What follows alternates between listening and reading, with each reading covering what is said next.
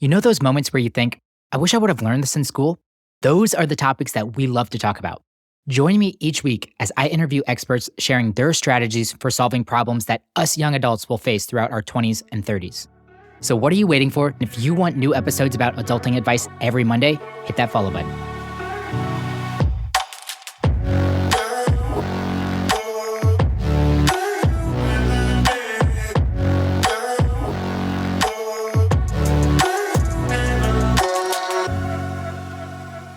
The lust of episode 100 is gone now. Welcome, everybody. We are back to our very tactical-based podcast, and I'm kicking off a new series all about managing your work.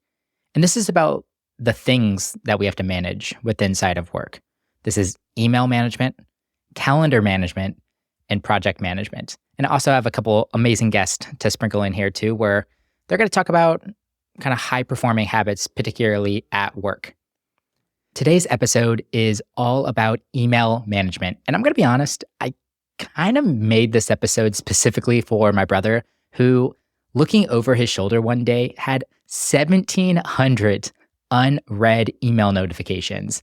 And for someone like myself who is overwhelmed and has to clear every notification from his apps, this was quite overwhelming to see. And I asked Kyle, I'm like, what is going on with this? And he told me, I don't know. I don't have a system for managing my email yet. And then that made me realize no one really taught me how to manage my email either. And this is really surprising, especially considering how critical email is to many jobs, especially the knowledge-based roles that most college graduates step into immediately after graduation. Like, I'm not exactly sure why email management processes, tips, all of that isn't a course sometime in college. So here we are covering that exact topic on The Struggle is Real. Between reading through messages, crafting the right responses, and keeping tabs on emails that require follow-up, staying on top of your inbox can feel like a job inside of itself. I was reading this Wall Street Journal article, and I'll probably reference it a couple of times throughout this series, but it's titled 2023 workers now spend 2 full days a week on email and in meetings. And they have a quote in here that they referenced a study, and it says that on average, 8.8 hours a week are spent reading and writing emails. And I did some rough counting for this episode, and I found that I get about 500 emails a week between my 3 inboxes, being my personal inbox, my business inbox, and my work inbox. So I think it's fair to say that there is an opportunity for productivity gains if you have an efficient email management process. So it is time to stop feeling overwhelmed with email and create an email management system that works for you.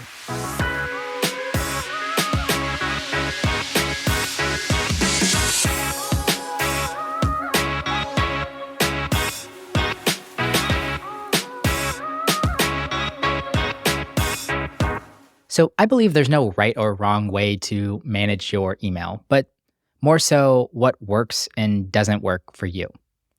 This episode is less of me telling you the system that you should use when managing your inbox, but instead presenting an idea you could put in place so that you can stop feeling overwhelmed by your email.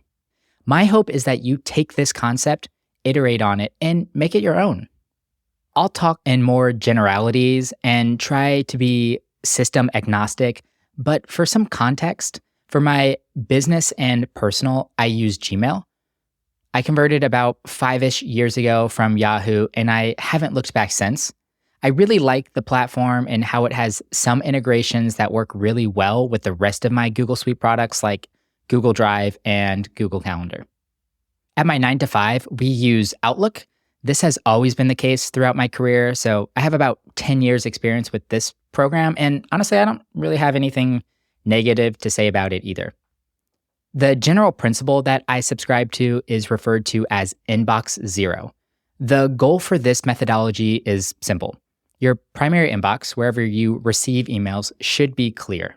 Inbox Zero might be too lofty an aim for some people, myself included at times, to be honest, but subscribing to this methodology has really helped me go from feeling overwhelmed to being in control.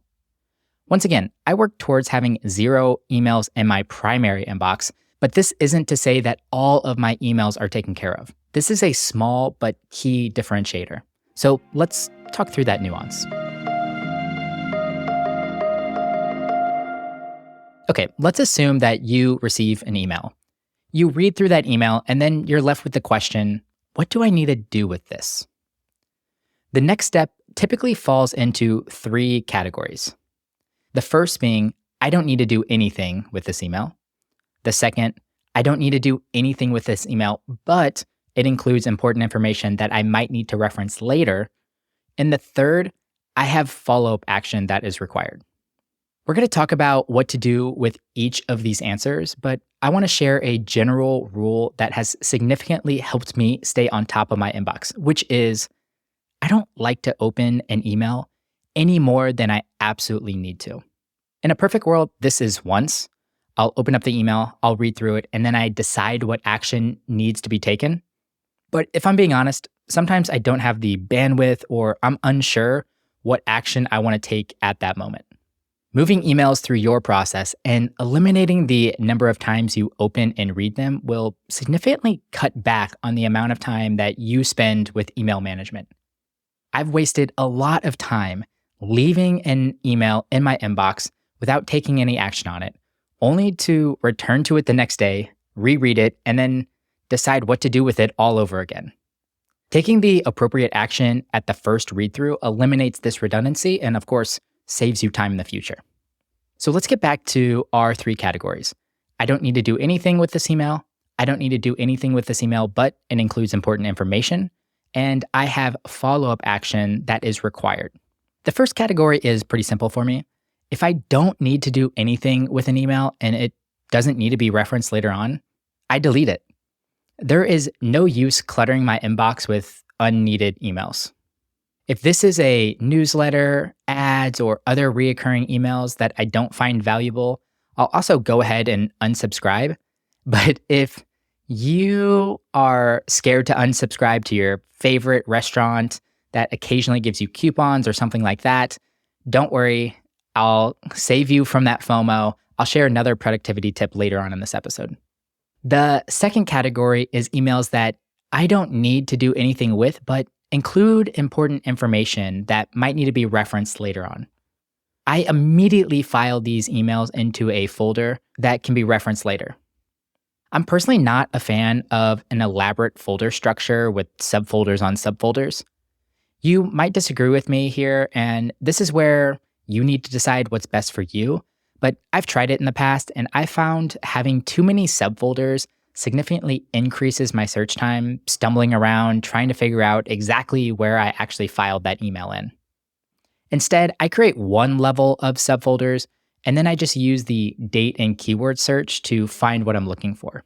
I might have to sift through a couple additional emails that match my search criteria, but at least I know I'm searching in the right folder from the start and not wasting any time redoing my search. At work, where I'm mostly in a project-based role, I create a subfolder for each of the major initiatives that is assigned to me. And for my company email, I have subfolders for each of our clients, and then I have one folder for non-client work. And just as a heads up, Gmail calls subfolders labels. I kind of found this a little confusing whenever I first joined Gmail, but I've gotten used to it. For the rest of this episode, I'm going to refer to subfolders and labels as archive folders, just to make things easy to understand whenever I'm kind of referencing this second category of emails that I want to keep because there's important information, but I don't have action that needs to be taken upon it. Deleting and filing emails always seemed pretty intuitive to me, but I always struggled with this last category of emails. These were emails that I read and there was some kind of additional action required. Maybe the email required my response. I needed to make sure someone responded, or I needed to finish a project before I could respond. So naturally, I left those in my primary inbox as a reminder. The problem was, every time that I opened my inbox, I went back and read through these emails again to figure out exactly what the reminder was for. And even if I knew why I left that email in my primary inbox, I found that it cluttered my mind and also was like somewhat mentally fatiguing. About a year ago, I ran across a YouTube video that gave me an idea of how to take care of this problem. Their suggestion was action based folders, and this has been a game changer for me. These action based folders gave a home to the emails that mentally and physically cluttered my primary inbox. The folders also correctly categorized a set of emails, so I knew exactly why I wanted to hold on to those specific emails. So here is how I set up my action based folders. First, I created 3 folders and labeled them Need to Respond, Pending Response, and Need for a Project. Once again, that was Need to Respond, Pending Response, and Need for a Project. I put a 1, 2, and 3 in front of these folders so that they sit on top of my folder structure above those archive folders. And these folders acted as a catch-all for the other emails that I couldn't immediately delete or file away. The labels might seem obvious, but I want to talk through each of them. I move emails to Need to Respond folder whenever I need to follow up with a reply. If I can immediately respond and subsequently delete or file the email, I will. This isn't for everything that requires a response from me. Just things that require a response, but I just can't respond at that current moment. This might be because I'm waiting on a response from somebody else, or I need to finish a project first. For an example, someone asked me to send them this email management episode. At the time, it wasn't recorded or published, but I wanted a reminder to myself to send it to them whenever it was. Moving it to my Need to Respond folder keeps that email thread in an easy-to-find spot and serves as the reminder to reply whenever I have everything needed to do so. The Pending Response folder is just the opposite. These are emails I've sent that I'm waiting on someone else's response. Whenever I send an email, I might immediately move a sent email to this folder, but just as a failsafe, at the end of each day, I scan my sent folder and look for any additional emails that should be moved to pending response. This makes follow-up really easy for me. Usually on Monday mornings, I go through this folder and I'll do my follow-up check-ins. Finally, my third action-based folder is labeled Need for a Project. Similar to emails that I file into archive folders, these emails include important information such as attachments, directions, or hyperlinks. The difference is that I know I'm going to need this information in short order for an upcoming project. Once I've completed the project and no longer have a need for this email, I'll file it into my archive folders or just delete it entirely if I won't need it any longer. These 3 action-based folders have really acted as the catch-all for everything else that can't be deleted and or filed away.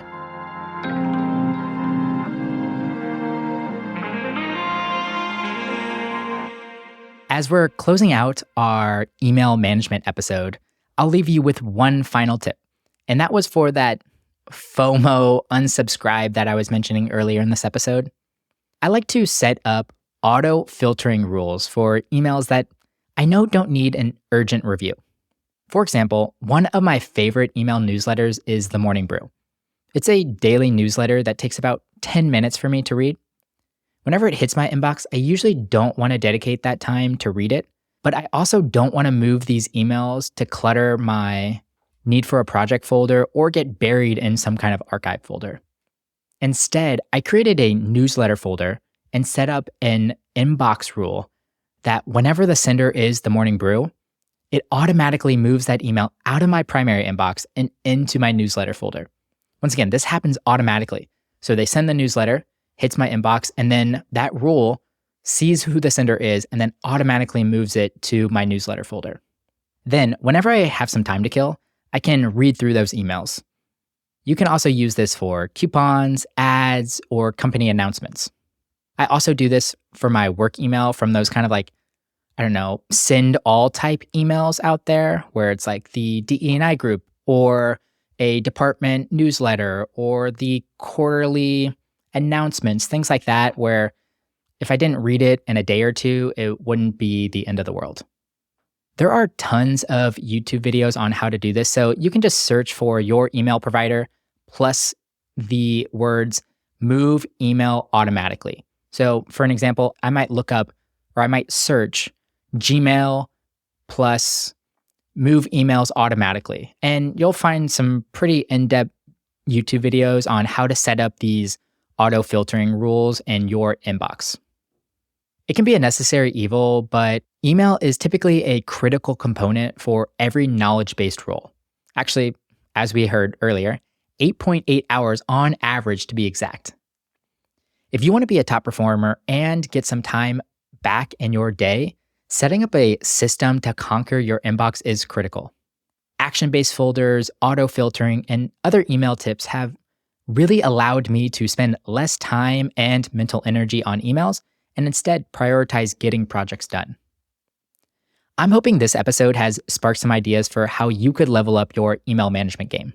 If you want tips for calendar and project management at work, hit the follow button because those episodes are coming very soon. And in the meantime, I'd love to hear from you.